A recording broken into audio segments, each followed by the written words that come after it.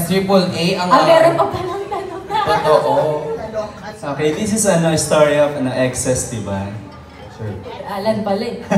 Ano pala kung paano kayo nakarelate dun sa story? Being you have your own excess, diba?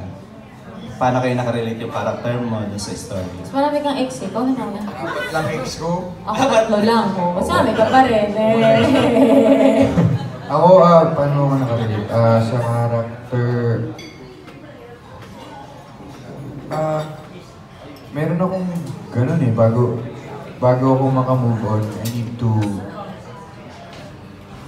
see it myself, kahit alam kong, hindi, actually kahit nakita ko na, kahit alam ko nang ginagago na ako, parang I need to, kailangan ko pa talagang madurog o parang talagang ma-make sure sa akin, talagang wala na, bago ako mag-move on. So,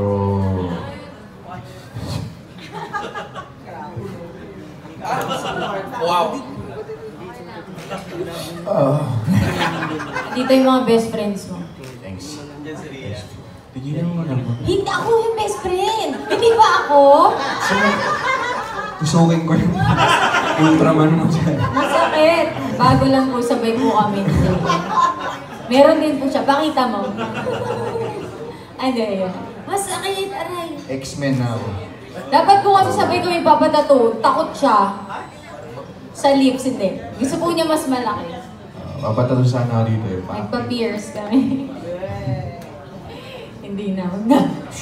Ano sinasabi mga ganun ba sa atin na? Ako po nakaka-relate ako doon sa character ko. Though si Mayesa po is a director, I'm an actor. So, paano mo Sino ba yung isip mo ex doon si Kian? Pucha naman! May anak na yung tao, kasal na! Bata pa ako noon, JM, UP days! Grabe siya. Tuloy mo na yung... Alam mo ba't hindi kita, noon? Kasi si Kian nga yung crush ko nung bata ako. Joke lang. Kaya hindi naman nag-work. So, going back. So, si Mayesa, ano po siya? Isa po siyang direktor.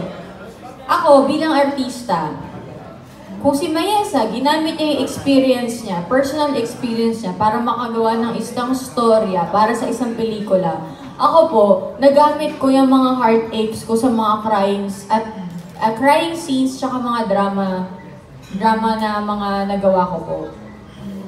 Hindi lang dahil kasi itong mga nakaraan, very rom-comish yung mga ginagawa ko kahit sa soap eh. Kasi may time talaga sa life ko na nung nawala yung dad ko, napagod ako, gumawa ng drama. Parang ang bigat-bigat. Sabi ko, pwede po bang mag-comedy muna ako? So bilang artista, nagamit ko yun, yung heartaches ko. Yung pag iniisip ko yung panggagago ng ex ko, galit. Di ba? Kunwari, kailangan magalit. Isipin mo yung panggagago ng ex ko, galit na ako. Kahit kunwari sa jogging, sa workout dati, yung iniisip ko, kung jogging ako, kailangan sexy ako, maganda ako, di ba? Pag gusto ko umiyak, isipin ko lang din ulit yung panluloko na sa akin kung paano ako nasaktan. So doon ako, and doon sa mga ends na yun ako nakaka-relate somehow to my character here in the movie. Na si Mayesa talaga, ginamit niya yung kanyang personal life. Kasi alam mo, pag ginamit mo yung personal mo na input, marami pong tao makaka-relate. Kasi totoo, nakikita nila, totoo tong taong to, parang di na siya umaarte, yun na yun, no? Parang totoo, parang si JM. Kasi yung sakit, di ba, pwede choice mo yun kung paano mo siya i-convert into something really good or... Opo. It's either, it's a distraction. In disguise. Ako hindi natanong eh. Oh. Tapos ka na.